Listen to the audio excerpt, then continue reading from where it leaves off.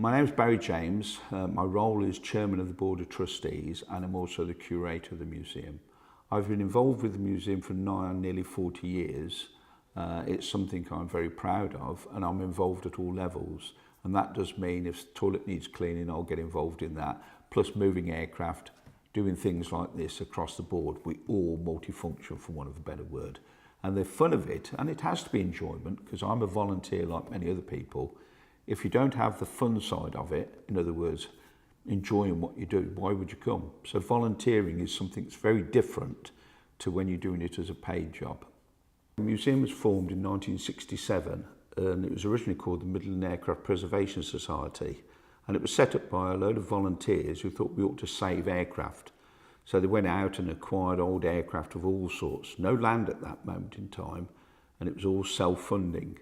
So for about 10 years, the organisation was sort of working along collecting books, manuals, photographs, all sorts of memorabilia relevant to the sort of Midlands area in particular.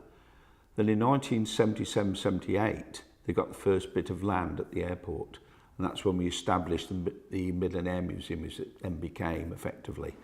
And from that onwards until about 1983, when we acquired the Vulcan bomber, which was a major impact on the organisation because it was flown into the airport and became part of the museum's collection.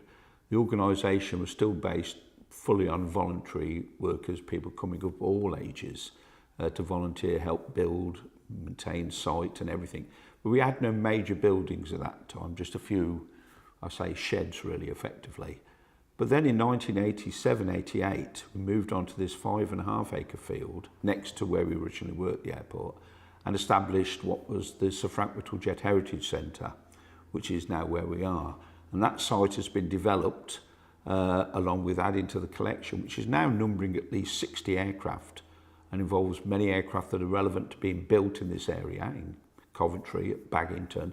And it is maintained and looked after by a wide range, again, of volunteers ranging from 17-year-olds up to 90-year-olds who do woodworking, grass cutting, aircraft maintenance, aircraft moves, you name it, display across the board.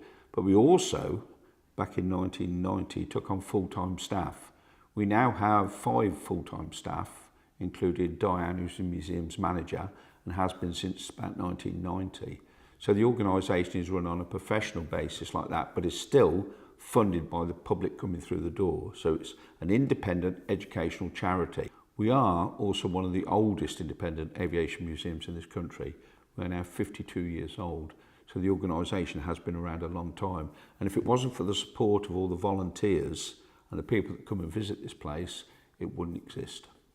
The museum's collection, and I mentioned earlier we're an accredited museum, which means we meet the government's requirement to be called a museum, meaning we have to have collecting policies.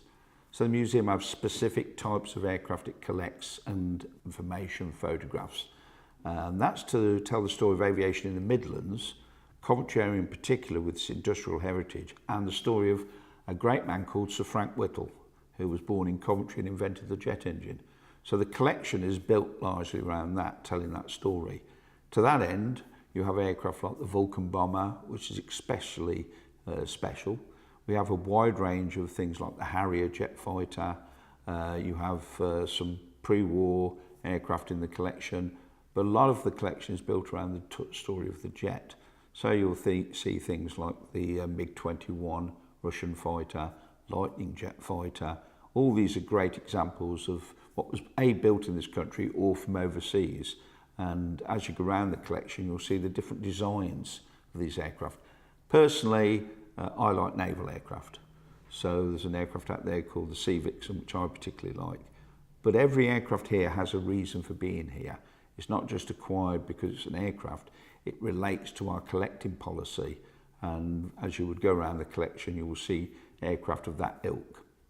Well, Sir Frank Whittle was born in Coventry in 1907, near the centre of Coventry in a district called Earlston.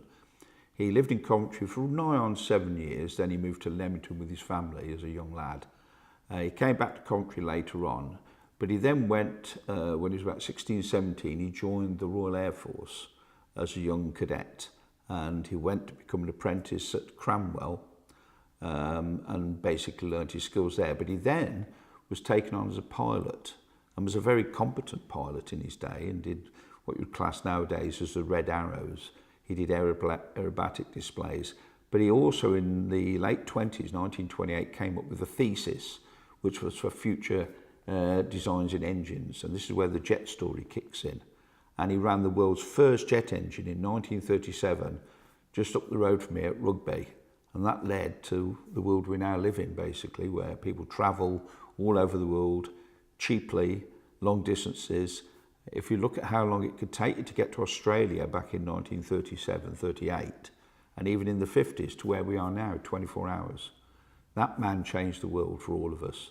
So a very important person, and he used all the skills of this area, the engineering that this particularly the Midlands had at that time. Well, the aircraft come in various ways.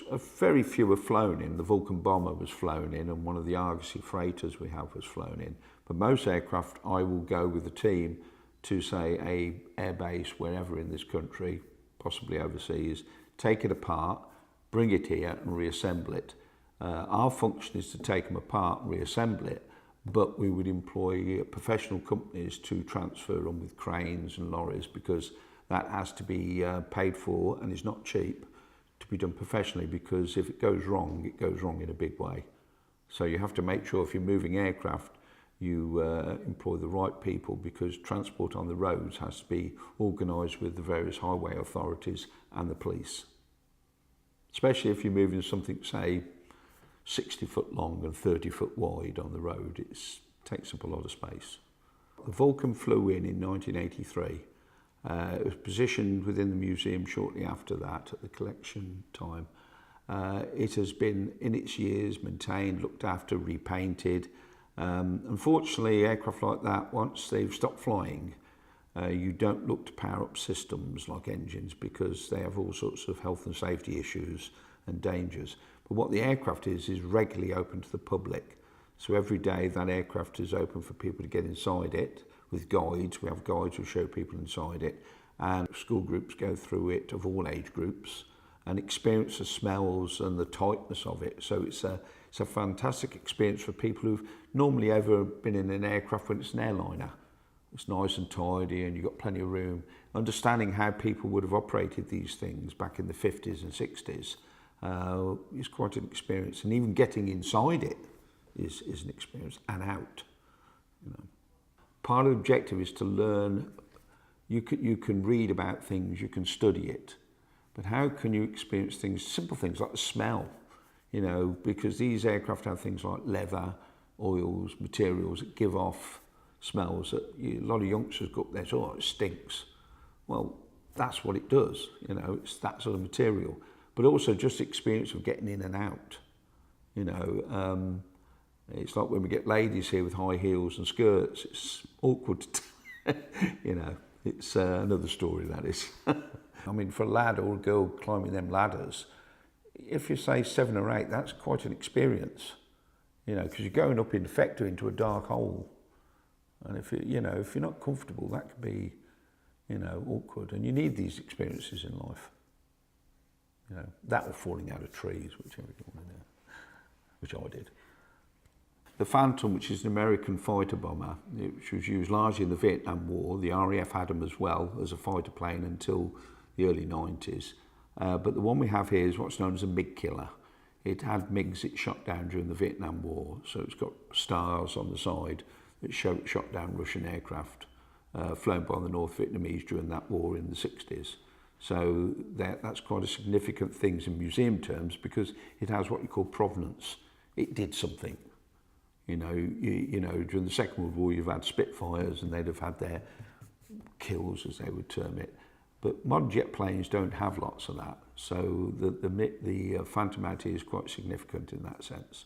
One of the things about an organisation like this is the different nationalities that visit the museum, their different views on things and attitudes, and you learn from that. And when you look at a MiG or a Russian jet fighter, or even the Vulcan bomber, when you're showing Russians inside the Vulcan bomber and they ask you what was it used for, to blow you up, effectively. That was its design, you know. So you get this to and fro of how we are nowadays. People don't realise the Cold War ended in it's about 1990, 89, 90. You now have a generation 30 years on that the Cold War is a long way away. But at the time, it was a very, very dangerous period that I would have grown up in effectively. And all these aircraft around here, most of them were part of that.